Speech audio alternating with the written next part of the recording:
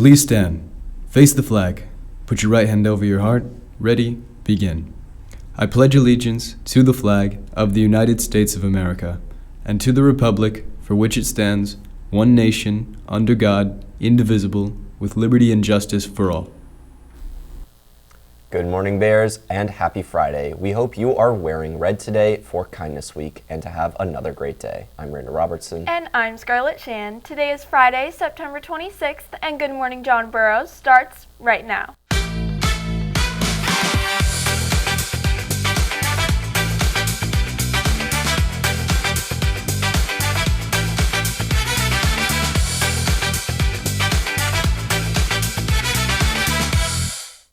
Let's start with a great way to give back. Jefferson Elementary is hosting Kidchella tomorrow, Saturday, September 27th. Volunteers are needed at the beginning at 4 p.m. until 8 p.m. Use the link on the bulletin to sign up and make a difference at this fun event. And Bears, don't forget your student ID card is your ticket onto campus every single day. No temporary IDs or airy screenshots will be accepted. Replacement IDs can be purchased for $5, and students who don't bring their card daily may receive consequences, so be sure to have it on you at all times. Juniors and seniors, listen up. Temporary lunch passes will no longer be accepted to leave lunch. Stop by Student Services to pick up your permanent pass if you haven't already. Applications will reopen at the 10-week grading period. Now, as part of our celebration of Hispanic Heritage Month, today we honor the incredible Rita Moreno, a trailblazer in film, television, and theater whose impact continues to inspire generations.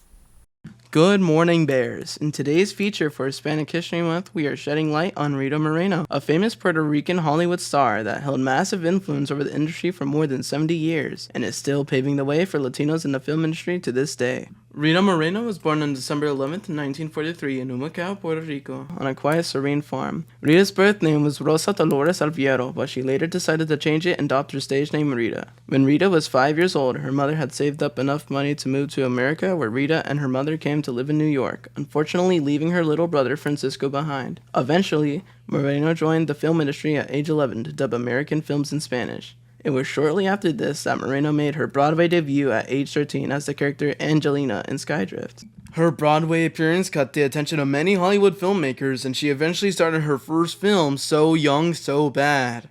After this, Moreno had a few smaller roles in other theater productions and movies, such as her appearance in The Toast of New Orleans, Singing in the Rain, and The King and I. Unfortunately, during this time, Rita would only be offered very stereotypical roles in films and often play races she had no relation to and be sexualized. However, her star role as Anita in the film adaptation of West Side Story in 1961 won her an Academy Award for Best Supporting Actress. Despite winning an Oscar, though, Rita decided to leave the film industry after only being offered exotic roles in films. It was only until later in the 1970s that she returned to Hollywood to act in more films, and even star in the show The Electric Company. She also produced music for the show, which ended up winning her a Grammy in 1972. She later appeared in the musical The Ritz as well, and won a Tony in 1975 for Best Featured Actress. Subsequently, in 1977, Moreno won an Emmy for Outstanding Individual Performance for her appearance in The Muppet Show. It was from all of these awards that Moreno won the title of the third person in history and the first Latina to win all 4 major entertainment awards, an Emmy, a Grammy, an Oscar, and a Tony. To this day, Rita Moreno is still making performances in multiple shows and films such as Steven Spielberg's 2020 remake of West Side Story. During her time in Hollywood, she has won many other awards, such as several Alma Awards and even a Presidential Medal of Freedom from President George W. Bush and the National Medal of Arts from President Barack Obama in 2009. Rita Moreno's legacy will come to live on for many more years to come, still inspiring Latinos and Latinas in the entertainment industry to this day. For Gmjb, this is Francisco DeCio, signing off. Now let's talk ASB. Spirit is in the air with the Homecoming Dance Midnight in Manhattan, coming up on Saturday, October 11th. Tickets are available online or at the student store for $45 with ASB and $50 without. Guest tickets are also $50, and don't forget to fill those contracts out in your grade level Google Classroom. Prices will rise as the dance gets closer, so save money and grab yours early. And if you're looking for entertainment before the big dance, the Burroughs Talent Show is tonight at 7:30 p.m. Tickets are $8 with ASB, $10 without, and $10 cash at the door. If you're hungry after all that school spirit, Cross Country has you covered. Support the JVHS dance team at their all-day fundraiser on Tuesday, September 30th at the Kebab Shop on Hollywood Way. Show the flyer in person or use the code fundraiser online, and 25% of the proceeds will go back to the team. And speaking of cross country, a huge shout out to the team who had an amazing invitational yesterday in Oxnard. Varsity girls and boys team both took home first place overall. 5 of our girls had top 10 finishes, including Seda Getz, who won her race. On the boys' side, Liam Ellingsworth finished second individually, with 2 other Bears runners finishing in the top 10. JV boys, Frosh girls, and Frosh boys teams also came out on top in their races. Way to go, Bears! Speaking of Frosh, we are officially 7 weeks into school, and for our 9th graders, 7 weeks into your first year of high school. We sat down with a few upperclassmen to get their advice for freshmen. Here's what they had to say.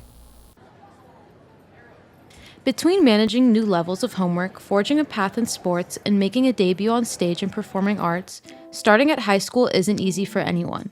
Luckily, there's a whole community of upperclassmen at Burroughs eager to share their advice. Senior and Student Mental Health Board member Zoe Belknap shares her insight on freshmen maintaining mental health and reducing mental health stigma.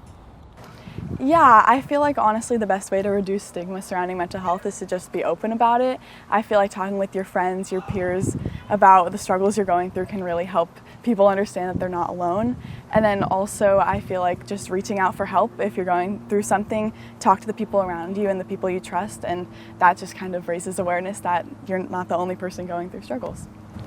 Georgia Dedakian, a senior involved in performing arts, shares similar insights relating to caring for your own health. Be kind, ask so many questions. Yeah, it's so fun. I think just have a lot of fun because it can get really stressful at times.